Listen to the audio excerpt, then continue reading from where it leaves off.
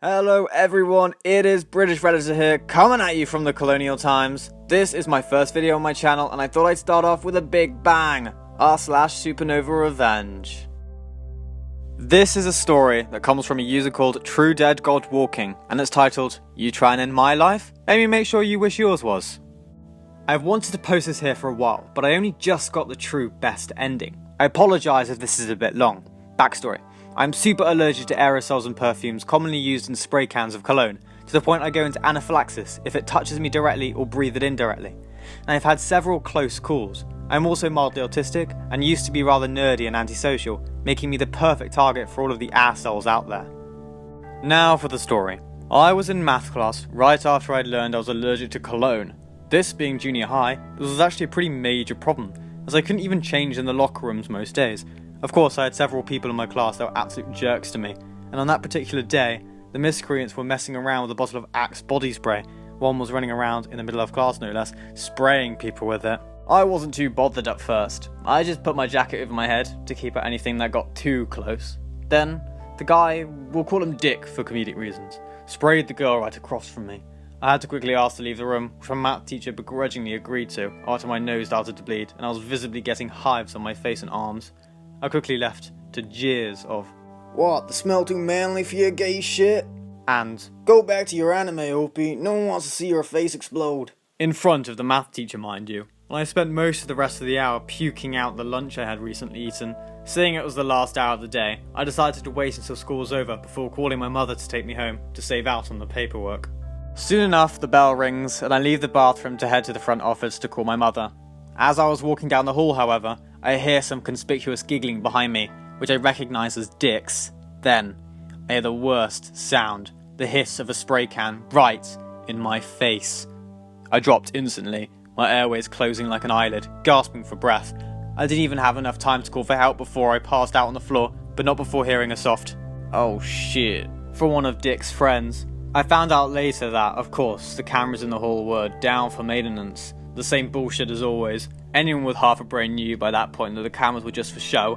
They never caught Dick for doing that, despite me insisting it was him. I'd almost died, and I was in the hospital for more than 2 weeks by the time I was good enough to go to school again. When I got back, Dick was still a dick, and I guess he thought I forgot, or maybe I didn't know it was him. I didn't forget. I knew who it was who did that. I just needed some way to get back at him. Fast forward 2 years, and I'm 15 and in high school. And Dick has become a football player and a track star. To everyone else, that event was lost to time, and I even forgot it sometimes, until one day at a Walmart. I saw Dick again with a girl who was clearly not his girlfriend. Their tongues were flailing in that poor dried food section, and I was just going to leave, and then I remembered what he had done to me, and my master plan began.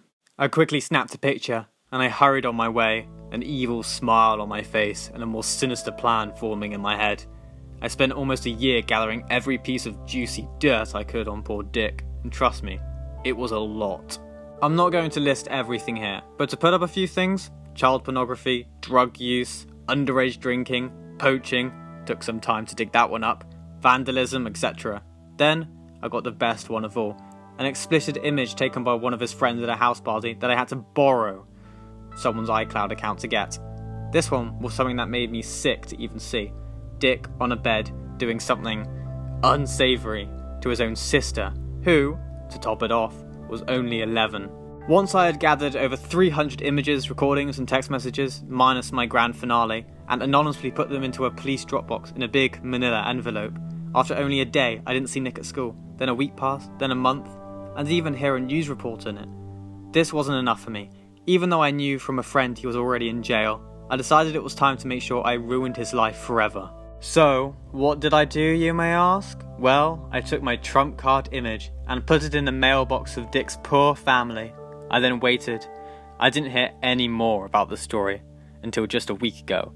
Dick was put on suicide watch after attempting to strangle himself with bed sheets. Now, I have reason to believe that this might be fake. His nonchalant attitude towards getting all of the incriminating evidence, and the fact that he didn't explain in any detail how he got them. It just seems sort of made up. And if not made up, at least exaggerated at the end. And with Dick's sister, I don't doubt that that might happen, but it just seems unlikely in this situation and rather coincidental. Anyway, thank you guys so much for watching. I will have another episode out in a couple of days' time, so see you off from the colonial period. Goodbye.